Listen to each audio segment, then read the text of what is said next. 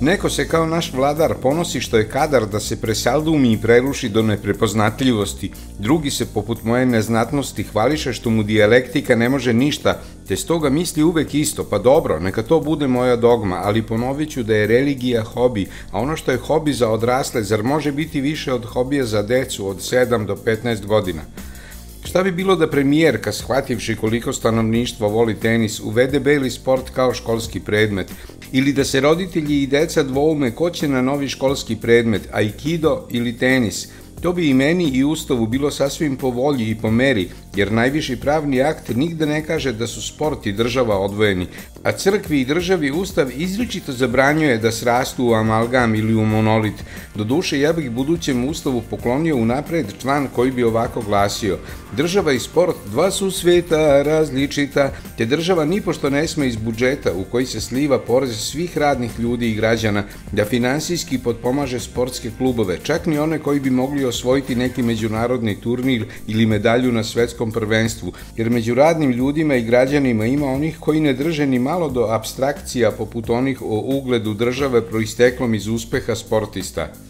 Razradio bih u krivičnom zakoniku par paragrafa o tome kolika je zaprećena kazna, koje ne bi bio pošteđen ni predsjednik Republike, ni guvernerka, ni premijerka, ako bi samovoljno i protivustavno razbacivali novac na oblasti koje oni lično vole i od kojih očekuju reklamu za državu ili za same sebe.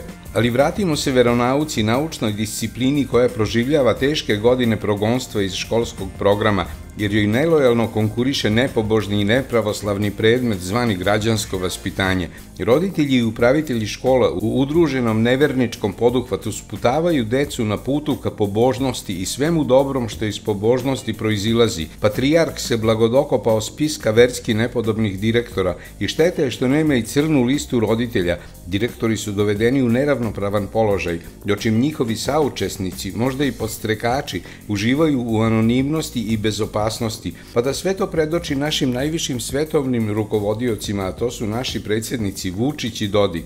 Da, tek iz sastanka sinoda sa Miletom i Aleksandrom shvatio sam da je voljena naša sestrica zvana Srpska, jakože i mi izložena jeresi i opasnosti. Od čitavog ovog komičnog sastanka nalik onima za spas ćirilice ili srpskog jezika, najviše mi se dopalo što su udruženi veroučitelji iskazali bojazan da će svi oni ostati bez posla. Nisam se potrudio da nađem zapisnik ili snimak ovog vladarsko-sinodskog kara zasedanja, ali slutim da je ovo najiskrenije i najistinitije od svega što je tamo bilo rečeno. Svetu materu, po mom smernom mišljenju, ne odlikuje baš istrajna iskrenost i kad se makar njenim opunomoćenicima za prosvetni rad sa maloletnicima omakne nešto ovako iskreno i puno blagorazumija, meni je srce puno. Naš predsjednik mi se ponekad učini kao adolescent kome svi školski predmeti idu kao po loju, ali čije vladanje i vanškolske aktivnosti niko ne može da predvidi ili predupredi. Sad je nešto od samodržavlja u kojem nas očinski drži dobrih 10 leta ushteo da prelije i izvan Srbije, izvan svoje sve nadležnosti. Poželeo je da kao običan Srbin ode u Jasenovac, gde bi kamermani snimili kako se žali. Iz Zagreba je ka Našiljencu poletelo drvlje i kamenje, jer nije reč o običnom Srbinu, dapače, radi se o neobičnom Srbinu koji je gle postao i ostao predsjednik takozvane Republike Srbije. I Hrvatija ga zgranuta podsjeća da stoga podleže strogom diplomatskom protokolu, što je pak u srpskom svetu primljeno kao izliv otvorenog i neizlečivog ustašluka. Neću na more, hoću u Jasenovac, izrazio se predsjednik svojim rečima. Ne mogu zamisliti da mu je ovaj slogan smislila i preporučila savjetnica Suzana. Uglavnom, ono što je za sve pape bila i ostala Srbija, mesto na koje ni jedan katolički poglavar ne može da kroči, ni u svojstvu svetog oca, ni kao puki pripadnik ljudskog roda, ni kao turista, to je za našeg svetovnog oca trenutno Jasenovac. Može biti da se sa izvesnim zakašnjenjem negdašnji Delija upoznaje sa Svetim pismom. Veronauku nije imao. Nakon pesama Čika Jove Zmaja čitao je prozu Čika Webera. Ruske klasike je pobrkao jer ih je navrat nanos čitao naporedo sa lekcijama iz visoke trenerske škole. Ali u knjizi propovednikovoj mora biti da mu se dopalo ono "Srce je mudroga u kući gdje je žalost", što bi bio odličan moto za dokumentarac o pravedniku i žrtvama.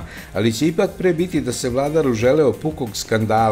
Njegovim kolegama iz srednjeg veka bio je na stalnom raspolaganju lov, razvrat, balovi, gozbe, pogubljenja. Savremenom vladaocu preostao je skandal kao sredstvo protiv dosade u koju samodržavlje neumitno tone. Verujem da naš vladar istinski žali žrtve Jasenovca, ali verujem i u njegovu želju da ispadne mali Lavrov, pojedinac kome nepravedna Evropska unija ili njena najneznatnija članica ne da se bavi svojim poslom, čime se flagrantno krši zakon o radu, ratifikovan i u Svetskoj organizaciji te potpisan i od Republike Hrvatske.